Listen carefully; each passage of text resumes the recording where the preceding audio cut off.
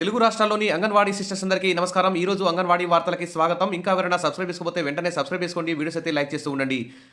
తెలుగు రాష్ట్రాల్లోనూ భారతదేశ వ్యాప్తంగా అంగన్వాడీ టీచర్లు ఆయాలైతే అతి తక్కువ జీతంతో ప్రభుత్వం అమలు పరిచే అనేక సంక్షేమ పథకాలను అమలు చేస్తూ మరి ఇక్కడ చిన్నారులకు ప్రీ స్కూల్, గర్భిణీలు, బాలింతలకి న్యూట్రిషన్ అందిస్తూ మరి ఆరోగ్యవంతమైనటువంటి భారతదేశాన్ని నిర్మాణంలో అత్యంత కీలక పాత్ర పోషిస్తున్నటువంటి దాదాపు 25 లక్షలకు పైగా అంగన్వాడీ టీచర్లు ఆయాలైతే ఇక దేశవ్యాప్తంగా ఆందోళనకైతే సిద్ధమవుతున్నారు.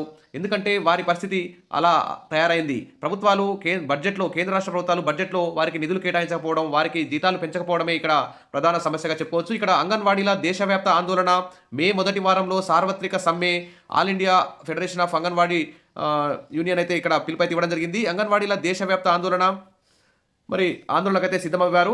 అంగన్వాడీ వర్కర్లు, సహాయకులను రెగ్యులర్ చేయాలని దేశవ్యాప్త ఆందోళనకు సిద్ధమయ్యాయి. అందుకోసం దేశవ్యాప్తంగా 3 కోట్ల సంతకాలను సేకరించనున్నారు. బీజేపీ నేతృత్వంలోని ఎన్డీఏ ప్రభుత్వ కార్మిక వ్యతిరేక విధానాలకు వ్యతిరేకంగా కేంద్ర కార్మిక సంఘాల పిలుపు మేరకు మే మొదటి వారంలో జరిగే ఈ సార్వత్రిక సమ్మెకు ప్రచారం చేయనున్నారు.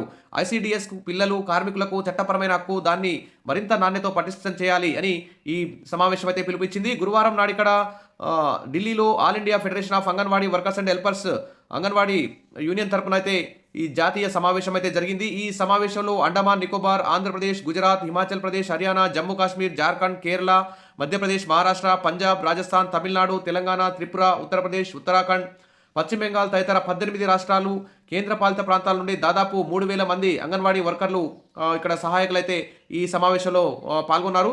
ఈ సందర్భంగా సిఐటియు ప్రధాన కార్యదర్శి తపన్ సేన్ మాట్లాడుతూ కార్పొరేట్ల దోపిడీ కోసం అన్ని ప్రజాస్వామ్య హక్కులను అనగదొక్కే ప్రభుత్వ నిరంకుశ విధానాలపై ఆగ్రహం వ్యక్తం చేశారు. కార్పొరేట్ కంపెనీలకు స్కీమ్లను అప్పగించే ప్రయత్నం చేస్తున్నారని, ప్రైవేట్ పరం చేయబోతున్నారని, దీనివల్ల ప్రజలతో పాటు స్కీమ్ వర్కర్లకు నష్టం జరుగుతుందని తెలిపారు.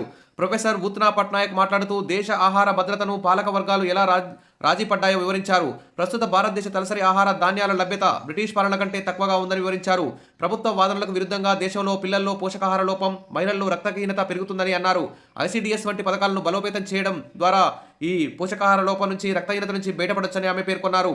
ఏఐకేఎస్ ప్రధాన కార్యదర్శి విజు కృష్ణన్ తదితరులు మాట్లాడుతూ రైట్ టు ఫుడ్ క్యాంపెయిన్ నుండి ప్రొఫెసర్ దీపా సిన్హా, పార్లమెంటు సభ్యులు వి శివదాసన్, ఎంఏ రవీం తదితరులందరూ కూడా పాల్గొనడం జరిగింది. ఇక అంగన్వాడీ యూనియన్ అధ్యక్షురాలు ఉషారాణి సమావేశానికి అధ్యక్షత వహించారు. ఉపాధ్యక్షురాలు డాక్టర్ వీణా గుప్తా ప్రతినిధులకు స్వాగతం పలికారు. డిమాండ్ల చార్టర్ భవిష్యత్ కార్యాచరణపై ప్రధాన కార్యదర్శి ఏఆర్ సింధు తీర్మానం చేశారు. ఆయా రాష్ట్రాల నాయకులు కైలాష్ రోహిత్ గుజరాత్, కేకే ప్రసన్న కుమారి కేరళ, చంద్రావతి ఆంధ్రప్రదేశ్, తర్వాత డైసీ తమిళనాడు నుంచి వచ్చారు. తర్వాత తెలంగాణ నుంచి జయలక్ష్మి, ఈ విధంగా పలువురైతే ఈ కార్యక్రమంలో ఈ మీటింగ్లో పాల్గొనడం జరిగింది. ఇక సిఐటియు అధ్యక్షురాలు కె హేమలత ఈ సదస్సుకు హాజరయ్యారు. మరి ముఖ్యమైన అంగన్వాడీ డిమాండ్ చూస్తే గ్రాట్యుటీపై సుప్రీంకోర్టు ఉత్తర్వులను రెగ్యులరైజేషన్ చేయడంపై, ప్రభుత్వ ఉద్యోగులుగా గుర్తించడంపై గుజరాత్ హైకోర్టు ఉత్తర్వులను తక్షణమే అమలు చేయాలి. రెగ్యులర్ చేయడంలో పెండింగ్లో ఉన్న కనీస వేతనాలు సహాయకులకి 26,000 ఇవ్వాలి. అంగన్వాడీ టీచర్లకు 32,000 జీతం చెల్లించాలని చెప్పేసి ఇక్కడ ప్రధాన డిమాండ్గా పెట్టడం జరిగింది. అంటే ఆయాలకు 26,000 జీతం, అంగన్వాడీ టీచర్కి 32,000 జీతం ఇవ్వాలని చెప్పేసి అక్కడ ప్రధానమైన డిమాండ్ పెట్టారు. ఎందుకంటే ఇది న్యాయమైనది. కేంద్ర ప్రభుత్వం ఇటీవలనే మినిమం కనీస వేతనం 32,000గా నిర్ణయించింది. అందుకోసమే ఇక్కడ అంగన్వాడీ యూనియన్ 32,000 కనీస వేతన టీచర్కి చెల్లించాలని క్లాస్ 3 ఉద్యోగులుగా గుర్తించాలని చెప్పి ఇక్కడ డిమాండ్ అయితే చేయడం జరిగింది. ఇక 45, 46వ ఇంటర్నేషనల్ లేబర్ కమిషన్ సిఫార్సుల ప్రకారం పెన్షన్, ఈఎస్ఐ, ప్రావిడెంట్ ఫండ్ మొదలైనవి కూడా అందించాలని ఇక్కడ ప్రధాన డిమాండ్గా పెట్టడం జరిగింది. 6 ఏళ్ల కంటే తక్కువ వయసున్న పిల్లలను అంగన్వాడీ కేంద్రాల్లో నిర్బంధ పూర్వ ప్రాథమిక విద్యను అందించేలా మరి ఈ బాల్య సంరక్షణ కేంద్రాలు అంటే క్రెచ్ నిర్మించడానికి ఒక చట్టాన్ని రూపొందించాలని చెప్పేసి ఇక్కడ డిమాండ్ పెట్టారు. అదేవిధంగా నూతన జాతీయ విద్యా విధానాన్ని ఉపసంహరించుకోవాలని చెప్పి కూడా ఇక్కడ డిమాండ్ అయితే పెట్టారు. ఈసీసీని అధికారిక విద్యా వ్యవస్థకు అనుసంధానించకూడదని కూడా ఇక్కడ ఒక డిమాండ్ కూడా పెట్టడం జరిగింది. ఇప్పుడు ఈసీసీ ద్వారానే ఇప్పుడు అంగన్వాడీ టీచర్లకు పెద్ద సమస్య వచ్చింది. ఎందుకంటే ఈసీసీని మరి అంగన్వాడీ కేంద్రాల్లో కొనసాగించాలా, గవర్నమెంట్ ప్రైమరీ స్కూళ్ళలో కొనసాగించాలా అని చెప్పేసి ఈ నూతన జాతీయ విద్యా విధానం ఒక గందరగోళం తెరలేపిందని చెప్పవచ్చు. ఇక ఈసీసీ చట్టం ప్రకారం ఐసీడీఎస్ సాక్ష్యం అంగన్వాడీ అండ్ పోషన్ 2.2ను అంగన్వాడీ క్రెచ్లుగా ప్రతిష్టం చేయడానికి సరైన మౌలిక సదుపాయాలు, అవసరమైన మానవ వనరులతో స్థానిక అవసరాలు తీర్చడానికి తగిన నిధులు కేటాయించాలి. ఇక ఏ రూపంలోనూ ప్రైవేటీకరణ ఉండకూడదు. సిఎస్ఆర్ పేరుతో ఐసీడీఎస్లో కార్పొరేట్ ప్రమేయం ఉండకూడదు. ఐసీడీఎస్లో నగదు బదిలీలు ఉండకూడదు. ఐసీడీఎస్ను బలహీనపరిచే అన్ని చర్యలను ఉపసంహరించుకోవాలి. లబ్ధిదారులకు ప్రత్యక్ష నగదు బదిలీ, పథకాల డిజిటలైజేషన్ పేరుతో లక్ష్యాలను నిర్దేశించడం, ఇక సీసీ కెమెరాలు పెడతా ఉండడం, తనిఖీలు చేయడం, నిఘా కేంద్రీకృత వంటగదిని ప్రవేశపెట్టడం వంటి ప్రైవేటీకరణ చర్యలు అన్నిటి కూడా ఆపాలని చెప్పేసి ఇక్కడ ఇంకో డిమాండ్ పెట్టడం జరిగింది. ఇక 4 కార్మిక కోడ్లను వెంటనే రద్దు చేయాలని చెప్పి కూడా డిమాండ్ అయితే పెట్టడం జరిగింది. అదేవిధంగా ఇక భవిష్యత్ కార్యాచరణ చూస్తే కేంద్ర కార్మిక సంఘాల పిలుపు మేరకు మే మొదటి వారంలో దేశవ్యాప్తంగా సమ్మె చేయాలని చెప్పేసి నిర్ణయించారు. ఇక దానికి సంబంధించి భారీ ప్రచారం చేయాలని చెప్పి కూడా ఇక్కడ భావిస్తున్నారు. కాకపోతే ఇప్పుడు అంగన్వాడీ టీచర్ల ఆయాలకు సంబంధించి ఏదైనా మీటింగులు పెట్టినా కానీ, ఏదైనా సమ్మెలు ధర్నాలు చేసినా కానీ న్యూస్ పేపర్లో ఎక్కువగా కవర్ అయితే కావడం లేదు. అలా ఎక్కువ న్యూస్ పేపర్లో, టీవీలలో, ప్రసార మాధ్యమాలలో ఈ వార్తలు ఎక్కువగా వస్తే ఇటు ప్రజాప్రతినిధులకు కానీ, ప్రజలకు కానీ, ఇటు ప్రభుత్వానికి కానీ ఆ విషయం తెలిసి అంగన్వాడీ టీచర్ల ఆయాల సమస్యలు పరిష్కారం అయ్యే అవకాశం ఉంటుంది.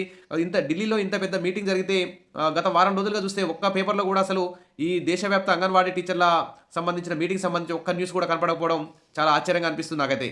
కాబట్టి ఎక్కువగా న్యూస్ పేపర్లలో, టీవీలలో, ప్రసార మాధ్యమాలలో అంగన్వాడీ టీచర్ల ఆయాల సమస్యల గురించి ఇక్కడ ప్రస్తావించడం మెయిన్. ఆ విధంగా మరి అందరూ కూడా న్యూస్ అన్నింటినీ జిల్లా స్థాయిలో కానీ, రాష్ట్ర స్థాయిలో జరిగే ప్రతి మీటింగ్ అంశాలని పేపర్లకు విడుదల చేయాలి, టీవీలో కూడా వచ్చేలా చూసుకోవాలని అంగన్వాడీ యూనియన్లకైతే సలహా ఇస్తున్నాం. ఇక అదేవిధంగా భవిష్యత్ కార్యాచరణ చూస్తే కేంద్ర కార్మిక సంఘాల పిలుపు మేరకు మే మొదటి వారంలో దేశవ్యాప్తంగా సమ్మెకు సంబంధించి భారీ ప్రచారం చేయాలి. భారీ ఎత్తున అంగన్వాడీ టీచర్లు, ఆయాలు సమ్మెలో పాల్గొనే విధంగా కృషి చేయాలని చెప్పేసి ఇక్కడ ప్రధానంగా కార్యాచరణ అయితే రూపొందించడం జరిగింది. ఇక అంగన్వాడీ వర్కర్స్, హెల్పర్లను రెగ్యులర్ చేయడం, ఐసీడీఎస్ను పటిష్టం చేయడం వంటి డిమాండ్లపై అంగన్వాడీ టీచర్లు, ఆయాలకు 5 లక్షల సంతకాలతో ఏప్రిల్లో రాష్ట్రపతికి వినతి పత్రం సమర్పించాలి.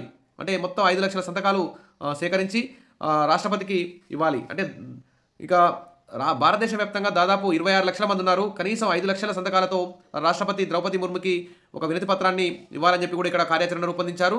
ఇక ఆల్ ఇండియా అంగన్వాడీ యూనియన్ డిమాండ్ల దినోత్సవం జూలై 10న భారీ సమీకరణ, ఆ రోజు భారీ ఎత్తున మీటింగ్ నిర్వహించాలని కూడా ఇక్కడ ఈ మీటింగ్లో ప్రధానంగా ఒక కార్యాచరణ రూపొందించడం జరిగింది. ఇక మే నుండి నవంబర్ వరకు డిమాండ్లపై ప్రజల నుండి 2 కోట్ల సంతకాలను సేకరించాలి.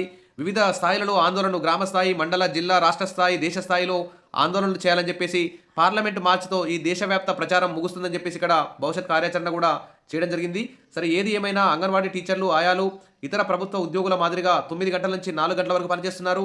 ప్రభుత్వ టీచర్లు తో సమానంగా ప్రీ స్కూళ్ళు అందిస్తున్నారు. కాబట్టి వారికి మంచి నాణ్యమైన శిక్షణ, జీతంతో కూడి సెలవుల్లో మంచి శిక్షణ అందించి వారికి కూడా ప్రభుత్వ టీచర్లతో సమానంగా జీతాలు అందించాలి చర్యలు తీసుకోవాలి. వారిని క్లాస్ 3, క్లాస్ 4 ఉద్యోగులుగా గుర్తించాలి. వారికి పెన్షన్, గ్రాట్యుటీ అందించాలి. అంగన్వాడీ టీచర్కు 10 లక్షలు, ఆయాకి 5 లక్షలు రిటైర్మెంట్ బెనిఫిట్ ఇచ్చేలా ప్రభుత్వాలు నిర్ణయం తీసుకోవాలి. ఇంకా అంగన్వాడీ టీచర్లకు సంబంధించి మినీ అంగన్వాడీలను మెయిన్గా మార్చాలి. తర్వాత ఖాళీగా ఉన్న ఆయా పోస్టులని, టీచర్ పోస్టులని, గ్రేడ్ 2 సూపర్వైజర్, గ్రేడ్ 1 సూపర్వైజర్ పోస్టులని అన్నింటినీ భర్తీ చేయాలి. అంగన్వాడీ ఆయాలకి టీచర్లకు గ్రేడ్ 2 సూపర్వైజర్లుగా, గ్రేడ్ 2 సూపర్వైజర్లకు గ్రేడ్ 1 సూపర్వైజర్లుగా, సిడిపిఓలుగా ఈ విధంగా అందరికీ ప్రమోషన్లు కూడా ఇవ్వాలి. ఇంకా అంగన్వాడీ టీచర్లకు సంబంధించిన ఆర్థికేతర సమస్యలన్నింటినీ ఈ బడ్జెట్ సమావేశాల్లో ఖచ్చితంగా కేంద్ర రాష్ట్ర ప్రభుత్వాలన్నింటినీ సమస్యలన్నింటినీ పరిష్కరించాలని చెప్పేసి అంగన్వాడీలందరూ కూడా కోరుకుంటున్నారు. ఎందుకంటే వారు చాలా కష్టపడుతున్నారు. వాళ్ళ కష్టానికి తగ్గటువంటి ప్రతిఫలాలు అయితే అందడలేదని చెప్పుకోవచ్చు. ఈ విధంగా అంగన్వాడీల దేశవ్యాప్త ఆందోళన మే మొదటి వారంలో ఈ సార్వత్రిక సమ్మెకు ఆల్ ఇండియా అంగన్వాడీని అయితే పిలిపించింది. దానికి సంబంధించి భారీ ఎత్తున ప్రచారం చేయాలని చెప్పేసి కూడా ఇక పిలిపించారు. ఈ విధంగా అంగన్వాడీల దేశవ్యాప్త ఆందోళన న్యాయమైనది. కోర్టులు కూడా వీరికి సపోర్టుగా తీర్పులు అయితే ఇస్తున్నాయి. కానీ కేంద్ర రాష్ట్ర ప్రభుత్వాలు కోర్టు తీర్పులు కూడా పట్టించకపోవడం అన్యాయం అని చెప్పేసి చెప్తున్నారు. ఇక ఎన్నో వర్గాల ప్రజలకి ఉచిత పథకాల పేరుతో లక్షలాది కోట్లు ఖర్చు పెడుతున్నారు. బడా కార్పొరేట్ కంపెనీలకు లక్షలాది కోట్ల పన్ను రాయితీలు, భూములు దారదత్తం చేయడం, ఈ విధంగా లక్షలాది కోట్లు ఖర్చు పెడుతున్న ప్రభుత్వాలు రోజు కష్టపడి పనిచేసి ప్రజలకు సేవలు అందించే అంగన్వాడీ టీచర్లకు, ఆయాలకి జీతాలు పెంచకపోవడం అన్యాయం. కాబట్టి వెంటనే వీరికి కూడా ప్రభుత్వ ఉద్యోగుల మాదిరిగా పీఆర్సీలు, డిఏలు ఇచ్చినప్పుడల్లా వీరికి కూడా పెంచాలని చెప్పేసి అందరూ కూడా కోరుకుంటున్నారు. విషయాల మరిన్ని అప్డేట్స్ కోసం మన ఛానల్ని ఫాలో అవుతుండండి. వీడియోస్ అయితే లైక్ చేస్తుండండి. Thank you.